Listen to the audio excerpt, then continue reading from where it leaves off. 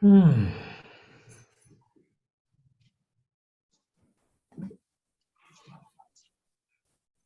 Hello, Lara. Hi, how are you? Good. Hello, Julieta. Hello.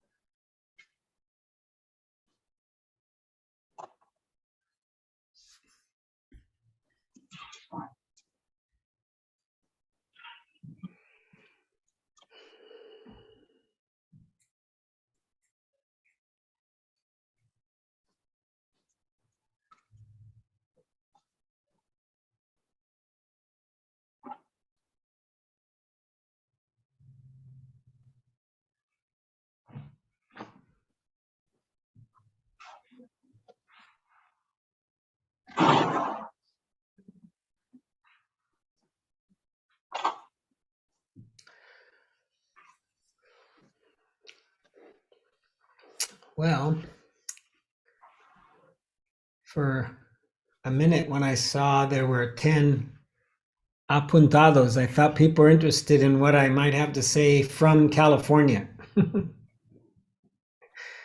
Because here in California, we are so much more enlightened. No, that's a joke. Hello, Javier. Welcome. Hello, Jim. How is your mother? Ooh, not so good. I mean, she's not going to die, but, well, I mean, she will, much like all of us, but she can't walk and she can't really use her hands. So she's in a rehab place right now, probably be there for another couple more weeks to see if they can help get her some strength so she can maybe walk with a walker or something. But yeah, she's not doing too good, but her mind is still sharp, and her I shouldn't say these things because they're not nice really, and they're being recorded, but in her will to fight with reality is still quite strong. She gives me lots of examples as to what we should try not to do in our lives.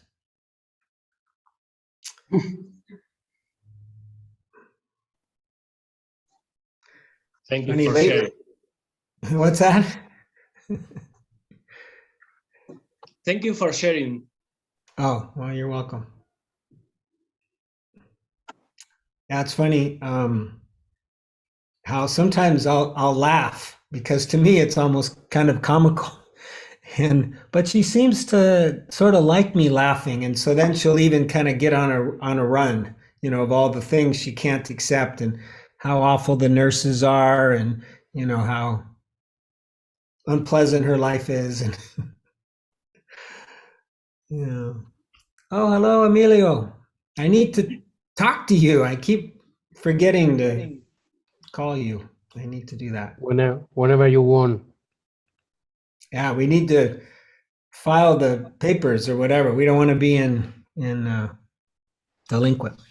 Okay, why don't we, if you guys don't mind, let's go around the room starting in Saladana and maybe just say your name for those of you who don't know or need it to be said 50 times like me, starting with Patricia to the left. I think that's Patricia, right? Yep.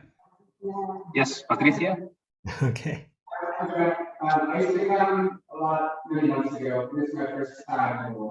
So he's Jack. He used to come many months ago, but now it's his first time in a while. Okay, welcome back, Jack. Pablo, Pablo, welcome. Inma, Ima, yeah, welcome back. Evi, Evie, oh, twice in 1 week, I think. That's great. Welcome back.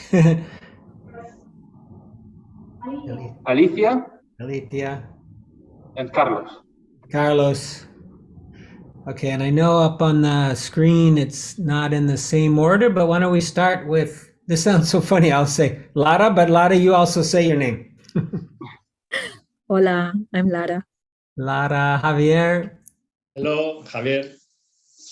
Julieta, Hi, Julieta. y Emilio. Hi, this is Emilia from Madrid. And then it looks like we have Rosa. Maybe connecting.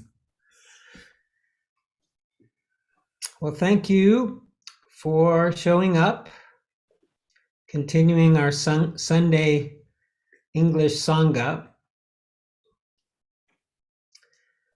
I've been working a lot on the computer on the website for Saladana. And I realized, before when we were at my house, we had an English version of the website and a Spanish version. But since it's been Saladana, we've only had a Spanish version. And it did occur to me, maybe we need an English version for those travelers who might be coming through Spain, coming through Madrid, and they want to Sangha, they want to sit. So I've started clumsily, but trying to put together an English page. Because as some of you know, like Carlos especially knows, Sunday used to be like a big party. It'd be like 30, 40 people. And COVID put the dampener on that. But I'd love to get that going. And hopefully these COVID cases are going to not be serious and we'll be able to party again as we meditate. Anyways, so we, as most of you know, we've been talking about the fundamentals, the Four Noble Truths of Buddhism. And we will continue to talk about that today. I see Gore has joined us. Hello, Gore. Welcome. And we are now on the second noble truth, the cause of our suffering, the cause of our dukkha. And so one reason we meditate is to be able to see things clearly, including how and why we suffer. And this isn't just so we can have kind of a sick pleasure in suffering, or so that we can criticize ourselves or our mind for suffering. No, it is to identify those things that cause us to be unhappy or, to suffer in broad terms, so that we can cast the light of awareness on them, cast the light of kind mindfulness on them, and hopefully let those patterns, those habits go. And so the one that I thought I would choose for our meditation, and this is just have kind of an awareness around expectation. This was even specifically mentioned by the Buddha as an energy of the mind, a wanting of the mind that can cause us agitation, agitar la mente. And it can show up in so many forms, right? An expectation that will be, concentrated on the breath, or an expectation that thoughts will not arise, or that the mind will not wander. In fact, I'll read a little before we start. I'll read a little quote from this monk I like very much, who sends, he doesn't actually do it, but somebody sends out little emails. It's called the Daily Tejaniya. He's a Burmese monk. And he wrote, "The wandering mind is not the problem." Okay? La mente deambulanda, or I don't know how to say exactly wandering, but the wandering mind is not the problem. It is a natural mental activity. A natural mental activity. Your attitude or your expectation that it should not be wandering is the problem. Right? So the wandering mind in and of itself, that's natural. That's one of the things the mind does very well. And for us to expect it not to do that is going to cause us to suffer. That is going to agitate the mind. That is going to create dukkha. So while we're sitting, which we'll start here in a couple minutes, just be aware of any sort of expectation that the mind would have, any wanting like a special experience or not wanting a certain kind of experience. Both of those will cause the same thing, cause suffering, right? It's not being with things as they are. And one really good antidote to the expectation is curiosity. Curiosity. What is going on right now? What is this? You know, maybe you're following the breath. Become really curious about the breath. Really curious about sensations, or maybe the most interesting, probably the most interesting, be curious about the mind. Watch those expectations arise and notice them and watch them go. Any questions? Preguntas? Okay, here at my mother's, I didn't bring my bell, so I'm just going to use this thing that has literally become like a appendage of my body. I hate it. But it does have a nice bell.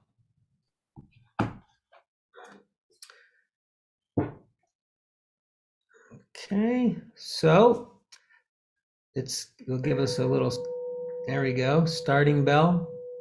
So we're going to meditate for 30, 31 minutes or so. Find yourself a comfortable posture.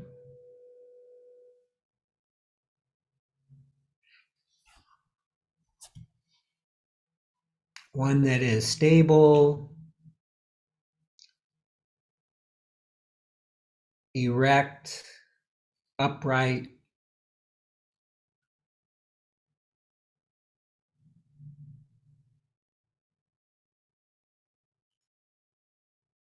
And starting off, open your awareness or direct your attention to your surroundings.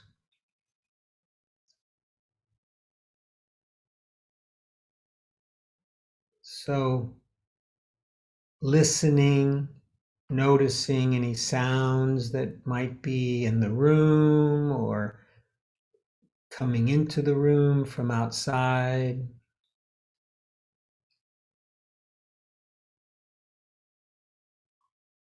Maybe there's a sense, especially for those of you in Saladana, a sense of other beings in the room with you. Or if you are blessed with having a pet. I have a nice 17-year-old dog not very far away from me.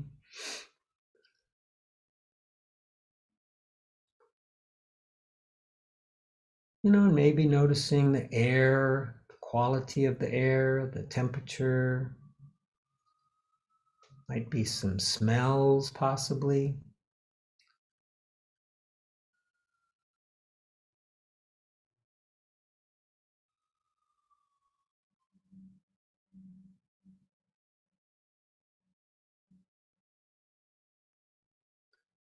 So now allowing the sense of your surroundings to just move into the background or the peripheral awareness of your mind, and bring your attention to the body. So allow sensations in the body to now be in the foreground of your attention, of your awareness, and the surroundings to be in the background. What this really means is we're not pushing anything away. We're just moving our attention, which we can with intention. We can move our attention to the body, especially to sensation in the body.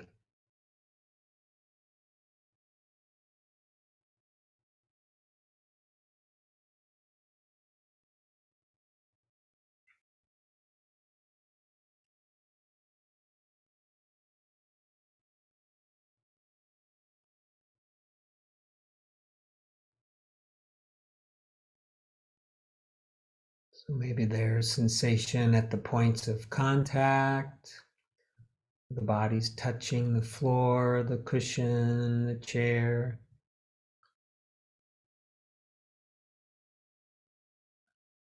Maybe there's tingling in the body, currents of energy. And of course, the movement of the body and the sensation caused by the breath.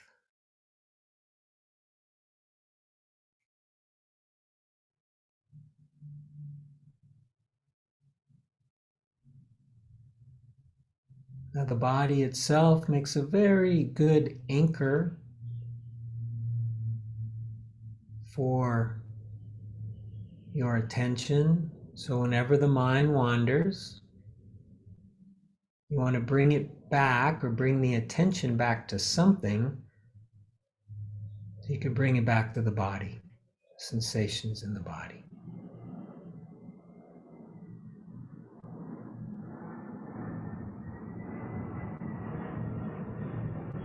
Not pushing away anything, including sounds of airplanes going overhead.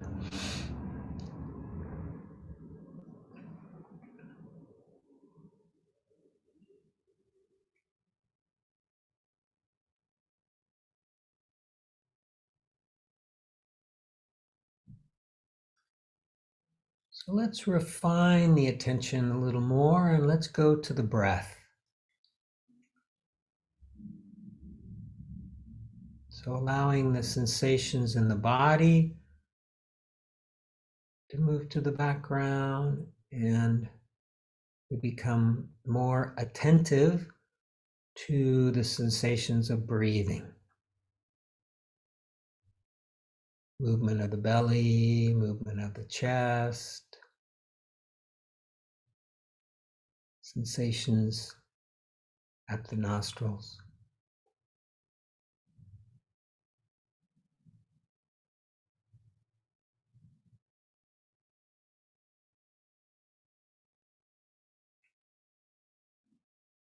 So depending on how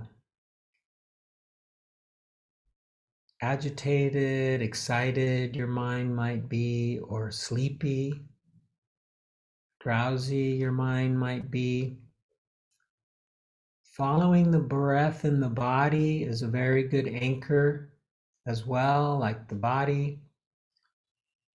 So just, if it feels right, follow the breath, feel the breath. And when the mind wanders, come back to feeling the breath. But if you're really sleepy or you like a more narrow anchor, or this is customary for you, let's now go to the breath at the nostrils.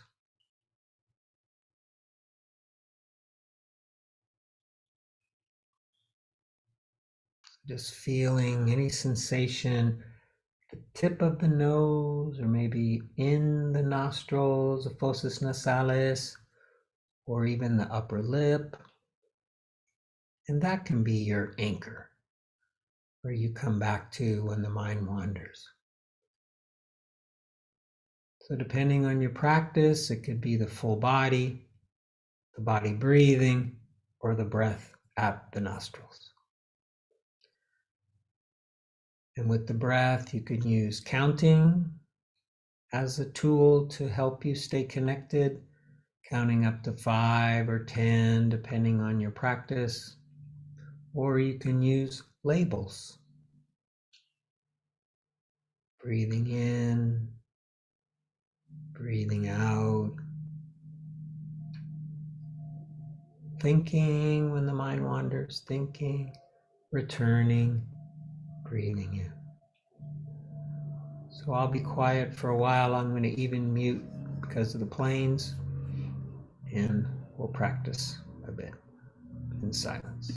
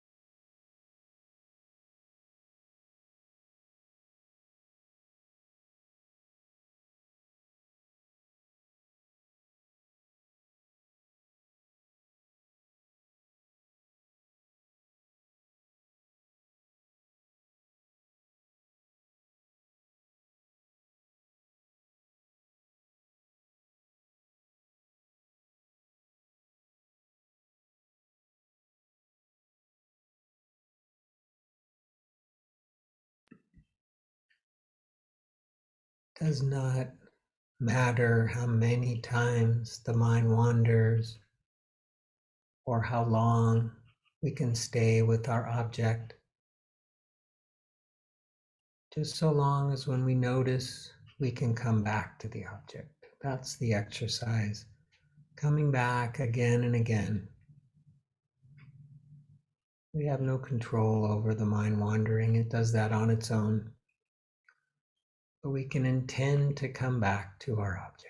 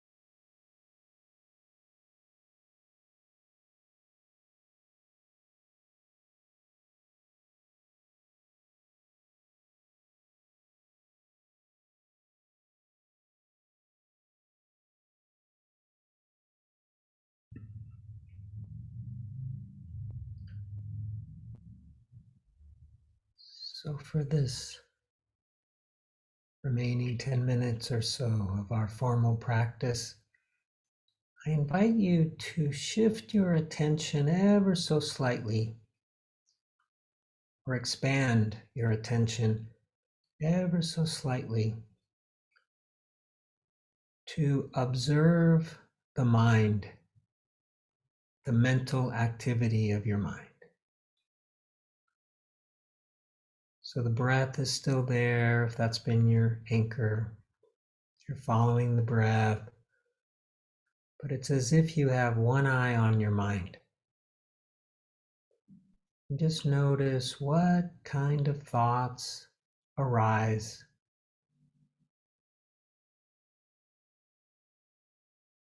Are they thoughts of wanting, expectation, not wanting, aversion?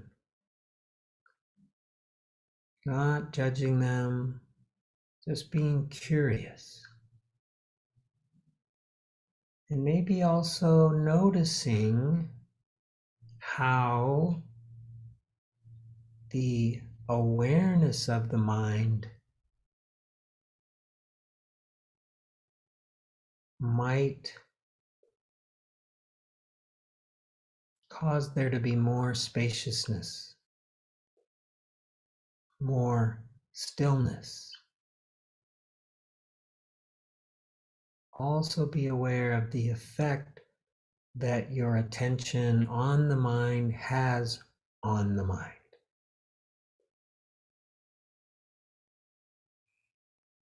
With curiosity and without any expectation.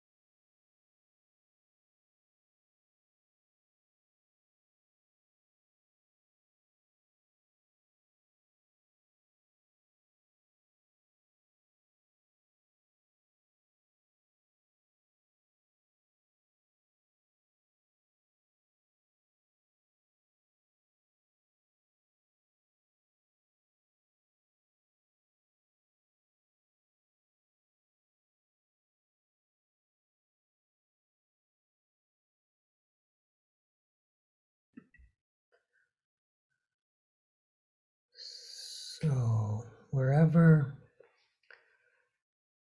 your mind has been or however your meditation has gone. No pasa nada, it's in the past now. Let's return to the body, reinfusing, reconnecting to the body with our attention, reestablishing that mind-body awareness, that embodied awareness. And then if you're willing for a little metta practice, bringing your attention to your heart space,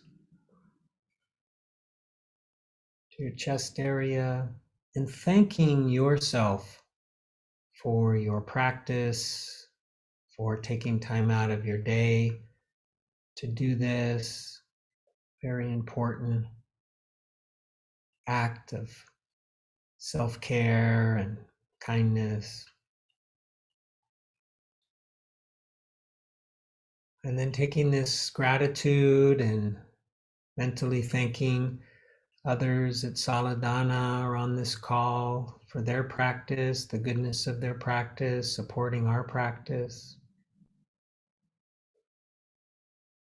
And then imagine taking this goodness, this gratitude, this goodwill, and extending it out in all directions, touching all of life.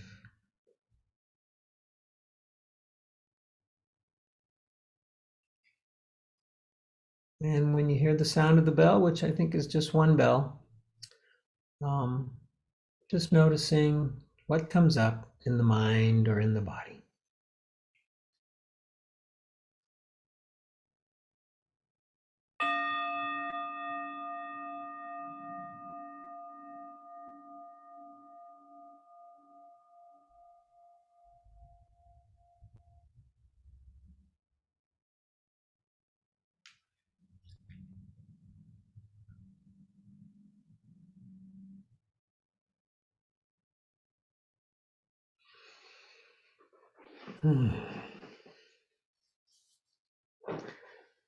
Thank you all very much for your practice.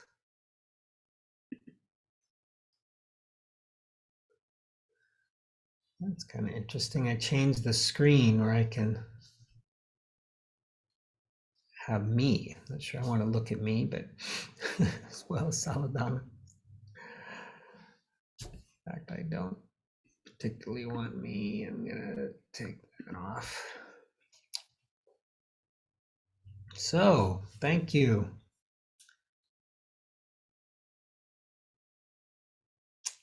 You know, I'm hopeful that some of you were able to experience the Emilio has to leave. Bye, Emilio.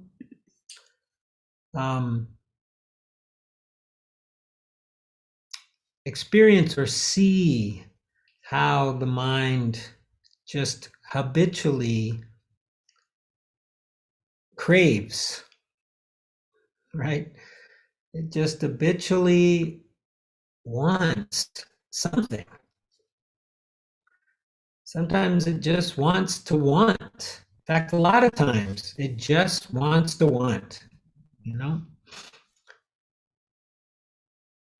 And, you know, I was listening to a really good podcast, which I will tell you about. There's a psychologist, PhD meditation teacher in California by the name of Rick Hanson, Dr. Rick Hanson.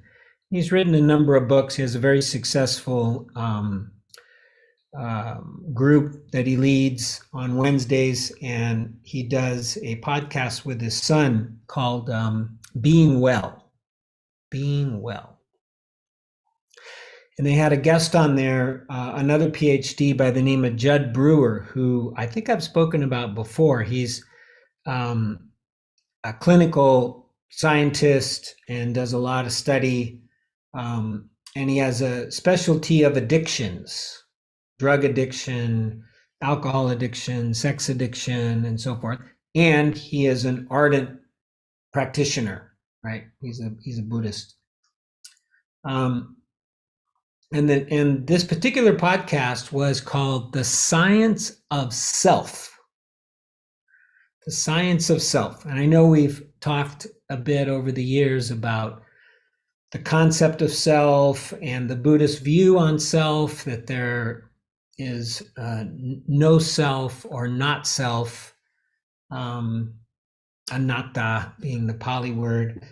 And in this podcast, this Judd Brewer, Dr. Judd Brewer, was talking about the reinforcement of habit or let's say the reinforcement of action when we get something out of it, when there's a reward of some kind.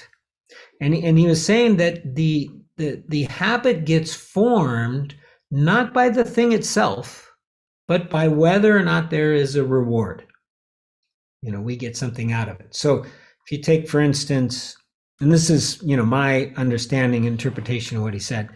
So if you take alcohol, for instance, drinking alcohol in and of itself is not what is addicting, what is habit forming. It's how our mind responds and our nervous system responds to the alcohol. So if it kills the pain, which it can do temporarily, right? If we have anxiety or whatever, for some people, a nice glass of wine or beer or whatever will at least temporarily calm anxiety.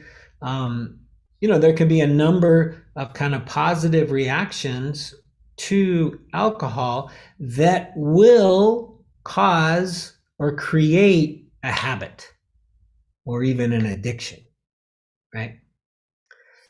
And with alcohol, as many of you I'm sure are aware, we can drink it to the point then where there are negative consequences, where we get drunk and we do stupid things or we say stupid things, or the next day we feel shitty. We have a hangover.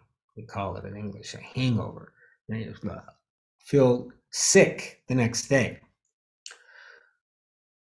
And for some people, they can't stop drinking even though there's now these negative consequences, because they have developed this habit or this addiction from prior use when it actually did meet some needs, right?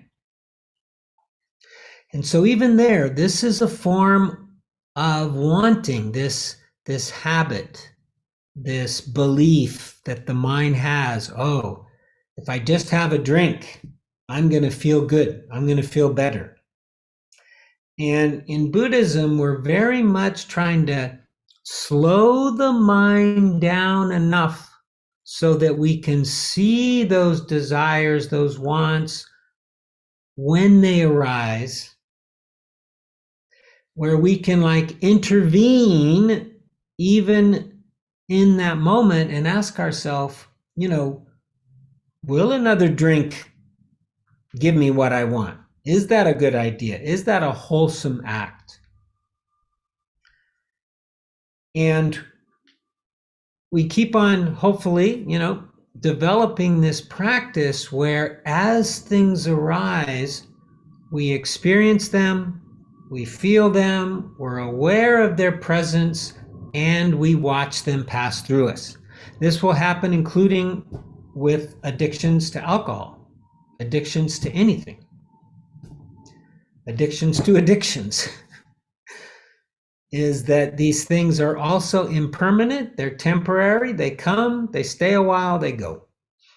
And the idea, really, this Buddhism so much is a science. It's a psychology, it's a science about being in the moment, being with the flow of life, being with the flow of experience, and not grasping, not attaching ourselves to one thing or another. And yeah, so I want to I want to continue to stay on the second noble truth because it really parses this in a way that I really think can be helpful. And claro, the practice itself is something that takes time. And in fact, I'm going to just mention one thing. During the meditation, I mentioned, it doesn't matter how many times we have to come back. It does not matter. And it does not matter how long we can stay with our object. The key is just to keep coming back. Now, why? Because what we're doing by coming back, which really is we make an intention. I'm sorry that these two words are so similar, intention and attention. We make an intention to come back. The mind is suggestible, it comes back. And then we stay with the anchor, who knows, 1 breath, 3 breaths. If you're on a roll, 10 breaths. But then eventually the subconscious or the unconscious, something we have absolutely no control over, decides that's long enough. I'm going to wander. I'm going to think. I'm going to plan. I'm going to worry. I'm going to whatever. We have no control over that. But then suddenly we wake up again. We realize that the mind has wandered. We make an intention to come back to the object. This builds a mental muscle. It's like going to the gym and lifting weights. We're building a mental muscle. This is the same muscle. And I'm saying this as if I'm some kind of doctor, and I'm not. So I could be wrong, but I'm going to go out on a limb here. It is the same muscle, this intention that we will use to stay with the object. So you don't need to worry about staying with the object. It isn't going to work. You'll just struggle. Instead, we practice on coming back, intending to come back. Now, when you're with the breath, say it's the breath, you can, after the end of the exhale, you can intend to stay with the next breath. And after that breath, you can intend to stay with the next breath.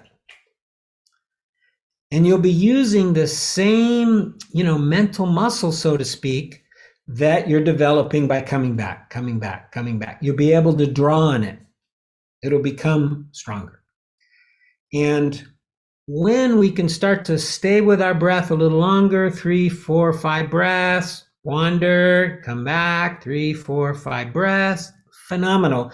The mind, it becomes accumulative, adds up. Doesn't matter that it wandered in between. No, it's not important. You start to accumulate enough calm periods of the mind where you start to see more clearly. And then these thoughts become more obvious. These mental activities, these mental proliferations, these mental tendencies become more obvious. And with the very same muscle that looks at or pays attention to the breath, can pay attention to the mind.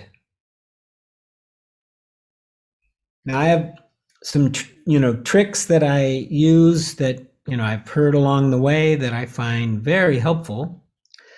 And I'm not an imaginative person. I can't, some people are imaginative. They can conjure up an image in their mind quite easily. If I say, think of a pink elephant, you might be able to do that. I can't do that.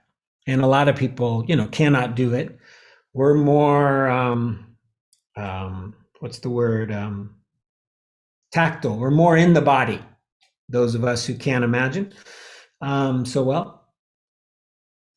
But what I can imagine is, okay, the mind is somewhere here, right? In my head. I don't know for sure that's where it is, but I think that's where it is, or I pretend that's where it is.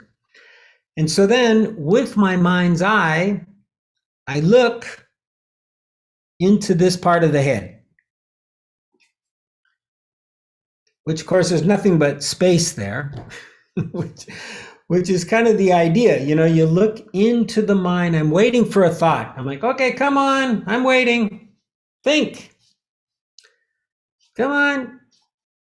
And a lot of times my mind won't think when I want it to think. When I'm waiting for it to think, I'm curious, I'm paying attention. Okay, what are you going to think? Is it going to be expectation? Is it going to be wanting? Is it going to be worry? It won't think anything.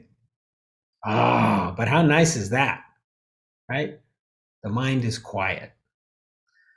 So I don't know if anybody got that experience by being curious. I can see Patricia is nodding her head. Yes, it's a little trick when we're curious about something and when we're open to something like that, that level of attention calms the mind, calms the fluctuations of the mind, calms the sankara. And eventually, without any control or influence, a thought will arise. We will wander. The mind will then wander. You'll be paying attention to your mind. I'm on a roll. I've got it. I just have to pay attention into my forehead and I can enter into the jhanas. This is so good. No. Eventually, after a minute or 30 seconds or whatever, the mind will wander. And then we notice, what kind of thought was that? What kind of wandering was that? Right? Like for me, you guys didn't know because I put you on mute, but man, probably at least 6 jets flew overhead of my mom's house here. And since I've turned the thing back on, not a single jet has flown over. I don't know how they plan these things out. And I know if it was all the time, that would be hard to accept. So I know it couldn't be. But my mind was thinking about the jets, right? It went on this little trip about, how do they decide these things? How many minutes does each neighborhood get?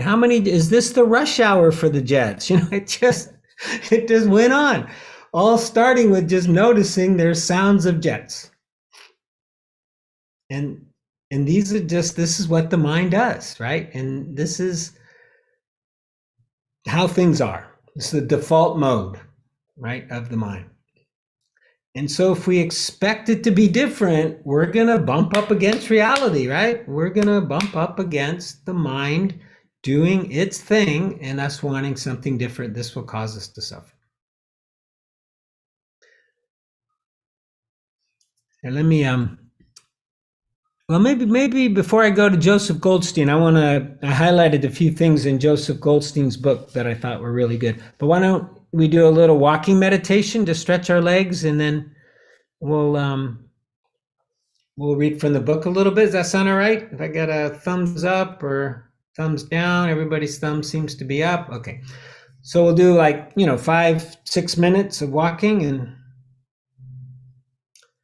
thankfully this little phone has a bell.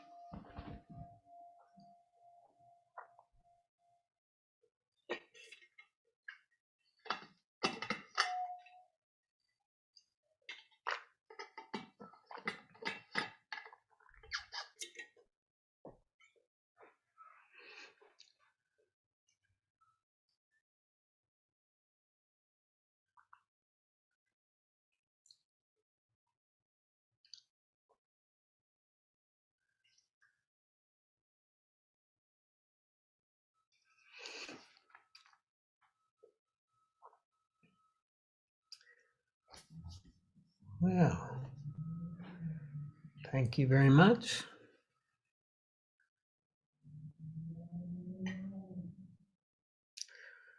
So yeah, in the few minutes that we have remaining, I thought I would read a little bit from Joseph Goldstein's mindfulness book. And I did make a mistake last week that I want to clarify in terms of what one of the terms meant. So maybe I'll get to that right away before I forget.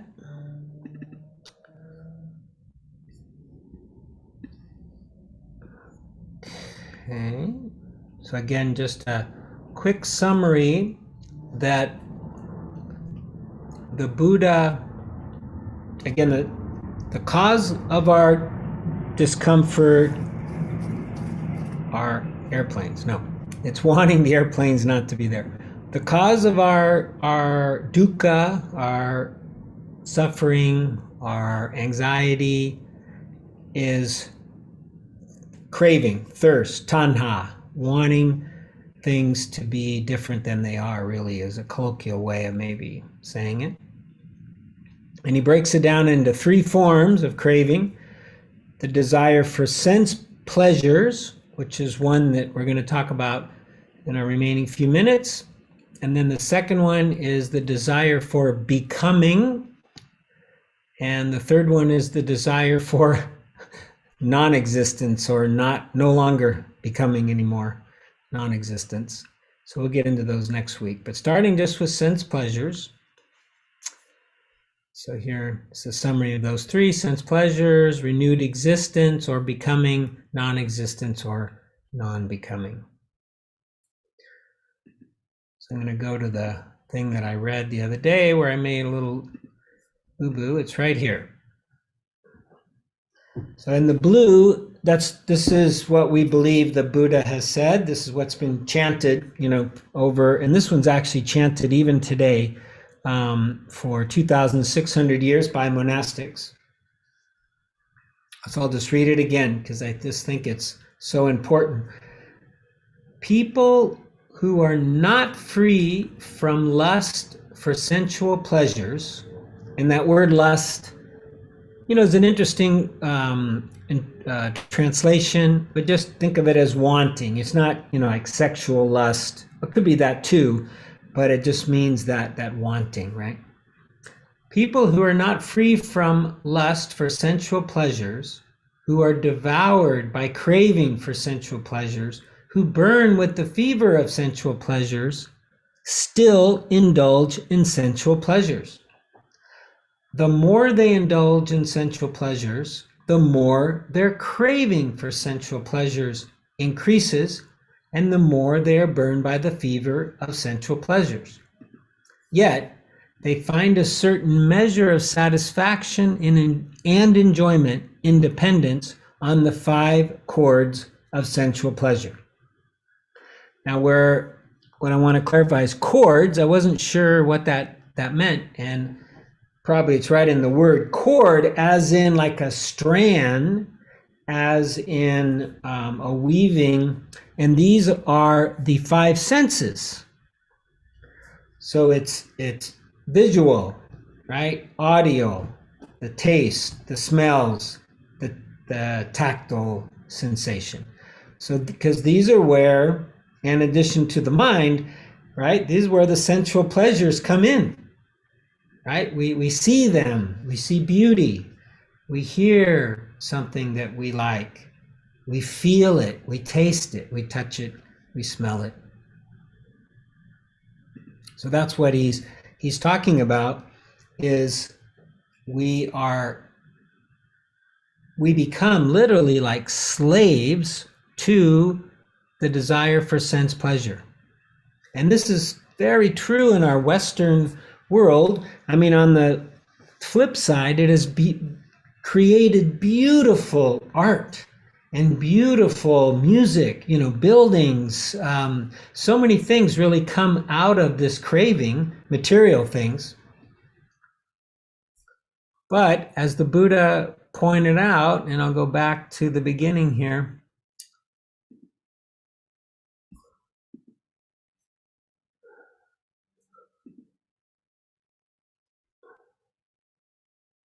Okay, I'll just read these things that I put in the second one I put into yellow or highlighted.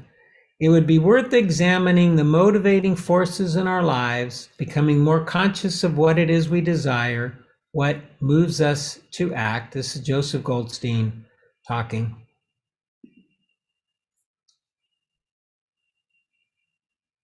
These different patterns of craving, desire, wanting are so familiar to us that they just seem like the ordinary fabric of life. This is so true especially in the Western world, where, and I see this, myself in where I live. Like I moved to Madrid because I liked how it looked. Sensual pleasure. I got sensual visual pleasure out of looking at Madrid. Right? And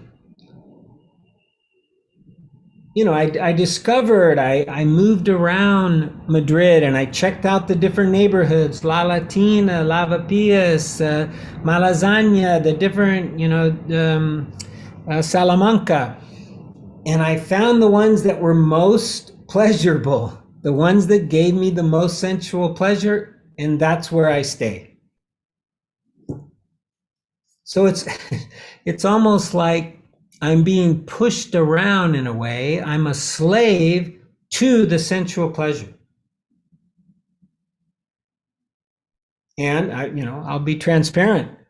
That's one reason why now I'm spending some time in Paris. It's because of how it looks. Nada más. It gives me sense pleasure. I know it's not very Buddhist. In fact, being aware of it is Buddhist, but I'm still so pushed around. And if I were to kind of like show you my mom's house, I mean, every little gosh darn thing is like, decorated. It's like I'm living in a model rather than a person's home. So I learned it, I think, from her. And this is how it is. Now, there's nothing wrong with that in and of itself, to like beauty and to create beauty, want things to be beauty. The problem is so this is the Buddha, bhikkhus, monks, Sikh followers. I set out seeking the drawbacks in the world. So not only did he understand that there was this gratification for coming from sense pleasures, that beauty, for instance, could give us some gratification, he then went to the next important question. What are the drawbacks? Right?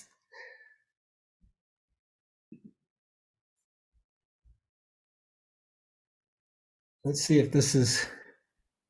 Jim, sorry. What's the meaning of drawbacks? Yeah, okay. Let me, thank you for asking. So he gives us other translations that might be more obvious here. Dangers, defects, disadvantages. So maybe dangers is probably the most widely understood word.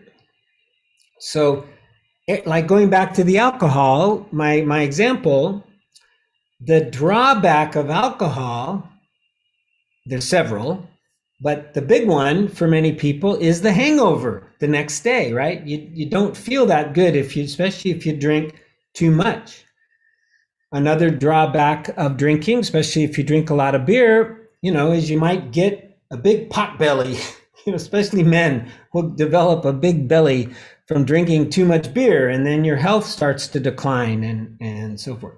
Another drawback of drinking is drops your mindfulness, and then you start to say things that you regret, right? You might insult somebody, or you lose your moral compass. Lots of drawbacks, dangers, defects, disadvantages to drinking.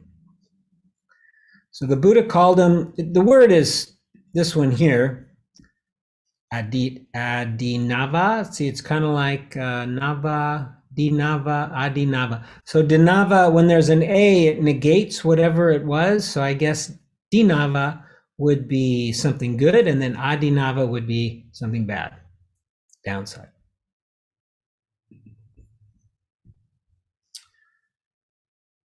So here, we want to have, this is such good advice right here. This is coming from Joseph.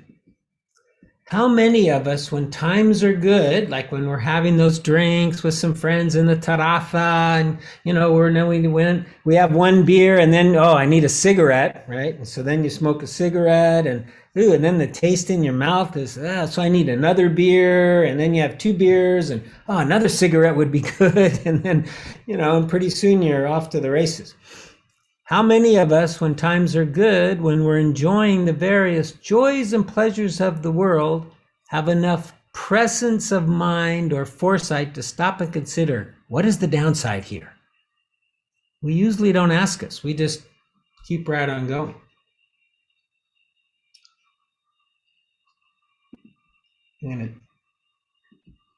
Let's see if I go like that. No, that didn't help.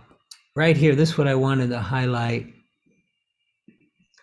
I only want this one part. It says, it's as if some new desire or a craving becomes so habitual that we no longer even particularly notice it. Okay, here's one of the big downsides. Craving doesn't deliver lasting happiness. This is where expectation comes in, right? We expect that if my mother, she just expects that if she can get her house, now that's my yoga mat. She'd never allow a yoga mat in the middle of the floor, but she's not here. She's in the hospital. So, but, she just thinks if I just get my house right, then I'll have lasting happiness. Doesn't work. Never works. It might last a little while, but then there'll always be something. He says right here, sense pleasures don't, in the end, deliver on their promise of happiness. They do bring it for a time, true, but it's not lasting. It doesn't last. And this is, I'll stop here for today, but it's like trying to quench our thirst by drinking salt water. It only makes us thirstier.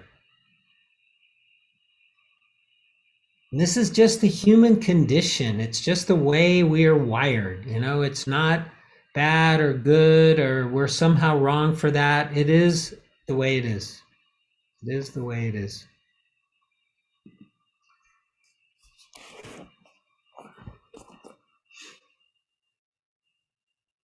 Okay, we got a couple minutes. I have a couple announcements. We'll do a little metta, but first, any comments, questions, reflections? Did anybody have an expectation that maybe came up in the meditation that kind of surprised them, or they're like, whoa, where'd that come from?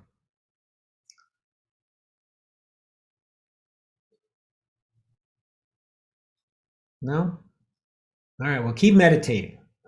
keep doing it until you have that aha moment. It's like, oh my gosh, really? Those are the fun ones. I can't oversell this. I just love it so much because there's so many, the opposite of drawbacks, right, are benefits. There's so many benefits. And even just in getting to know ourselves, right? Getting to know the nature of our mind.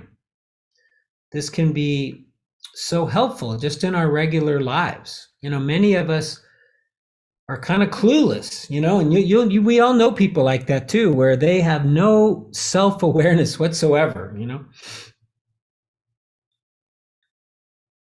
But this practice can really help us get to know ourselves.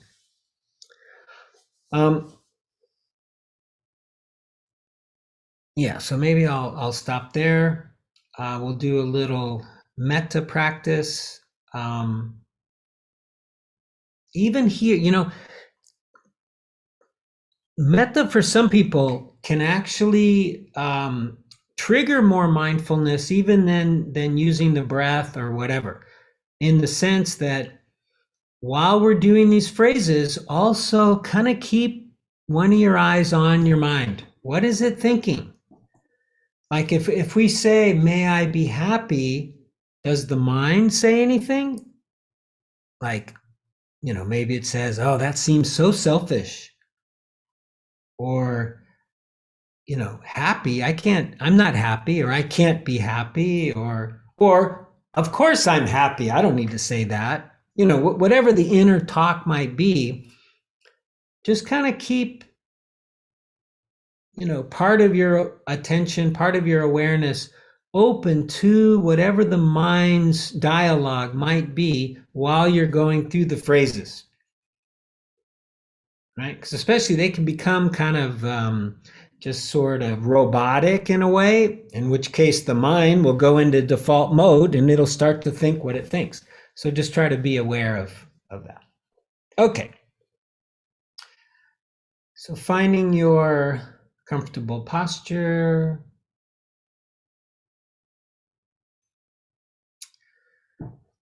I often like to put my hands right on my heart space to remind myself this is a heart practice. Metta, loving kindness, one translation, goodwill. Friendliness is another translation. So we're going to offer first this friendliness to ourselves, and then we're going to offer it to the people in Ukraine, which I know is a tough one, a sad one, but should be pretty easy to offer them goodwill. And then a difficult being, and then all beings. So starting with ourselves, and just keep an eye, figuratively or mentally, on your mind while you do this. May I be happy. So you'd say it to yourself mentally. May I be happy. May I be well.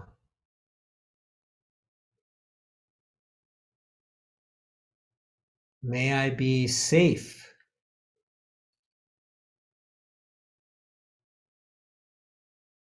May I live with ease. Ease and comfort.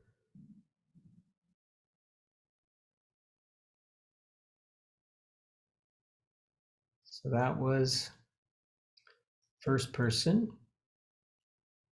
So now let's offer these wishes to the people of Ukraine. May they be happy.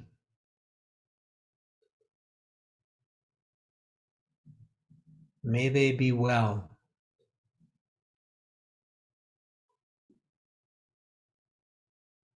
May they be safe.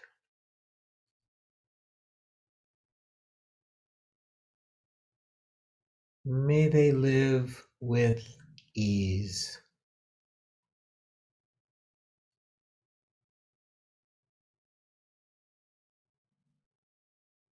And now the difficult being.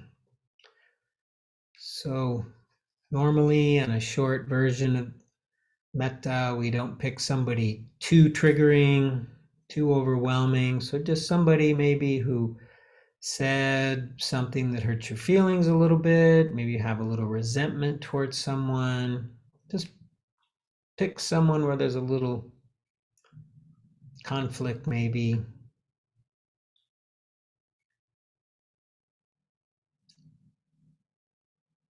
I'm going to use the second pronoun, second person. May you be happy. May you be well.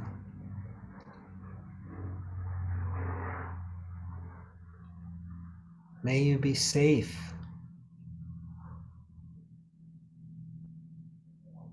May you live with ease.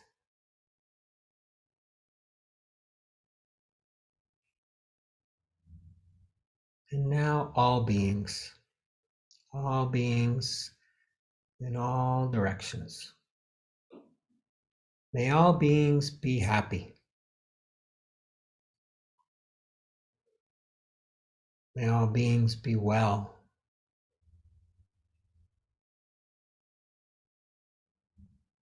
May all beings be safe.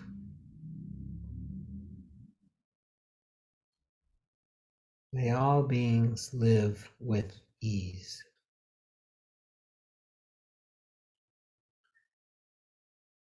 And finally, to conclude our session today, in the tradition of renunciation, of letting go, of generosity, we offer up to the benefit of all beings the fruit of our practice, the merit of our practice today, our Buddha nature, the teachings, our Sangha, our community. Offer this up to the benefit of all beings. May all beings be happy and peaceful, healthy and strong, safe and protected.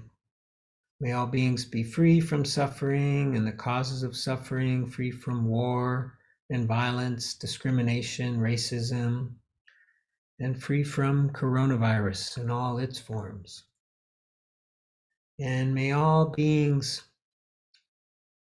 find their path to realization, to awakening, to peace. May all beings be free. Normally I would ring a bell. I don't have a bell. That doesn't sound like a bell. Anyways, thank you. So just a couple announcements. First, I want to talk about the retreat. So I now have, with the help of Lindsay of our Sangha, we now have a page on the Saladana website, and you could just simply go to saladana.org/retiros, and then there'll be a link to the retreat.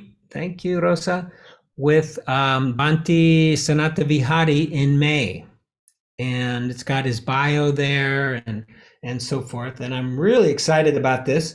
We're going to not only practice meditation with a meditation master and a monk, but we're also going to do some chanting and walking meditation and moving. And we're going to follow the 8 precepts, which for those of you who have been on retreat, normally we follow at least 5, but we're going to follow 8, which is what the monks and nuns often follow, which will be a little bit challenging for some in terms of when we eat and so forth. So I'm hoping you guys all will participate in that and spread the word. I mean, I just got it finished yesterday, and we already have one apuntado.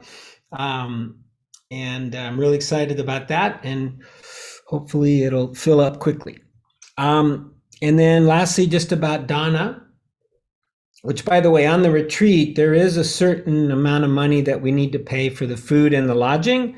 But then, of course, the teachings are freely offered, and we can also practice dana there. So dana, for those of you who don't know, is the Pali word for generosity, for giving, dar, generosidad, and it's how we do things at Saladana and many other places around the world.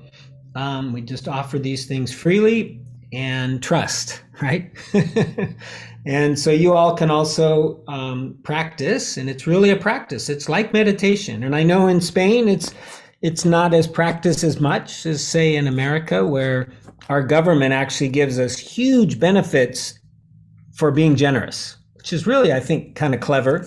They reinforce it, and I know a lot of other countries, they don't do that. The government takes care of these things. But anyways, it is a practice. So you can practice by leaving a financial donation either in the box in the front or transferencia or bism. You can also help us clean up and just help us keep Saladana nice and clean. It doesn't have to be as clean as my mother's place, but similar, in that direction. And it's all appreciated. We really love it. And I think that's it. Carlos, are you aware of anything that I should mention, or that you have? No, Anything? I just shared the link to the retiro into the chat box for people elsewhere. Oh, good. Yeah, that will go straight to the page. Yeah, thank you, Carlos. Yeah. Yeah, I'm really excited. This guy, he is the real deal. I mean, he's quite an amazing young to me fella. He was not here, but in fact, he's not far from where I am. His monastery is only like 2 hours from where I'm sitting right now. But he was in Madrid 2 years ago, and he in fact did a workshop right there in Saladana before we had the wood floor, before we had the mural, before we had anything. Anyway, so I hope you all can make it. And it's kind of a secret, but we do have some money set aside for anybody who really wants to go but doesn't have the financial means at this time. We have money for a beca, for like a scholarship. So just send me an email on that if that is of interest to you. Yeah, that's it. I hope you guys are having a good life, and I'm really hoping this damn coronavirus doesn't make a resurge. It's here in America, we've like thrown off our masks. It's like, okay, it's over. But who knows? We do dumb things here, so hopefully it is. Anyways, okay, you guys, thank you all. Have a good week. I hope to see you next week. Hasta luego. Thank you. Bye. Bye, Lara, David, Javier, Rosa, Ciao, ciao. everybody. Oh, and Carlos? Yeah. Oh, you still there?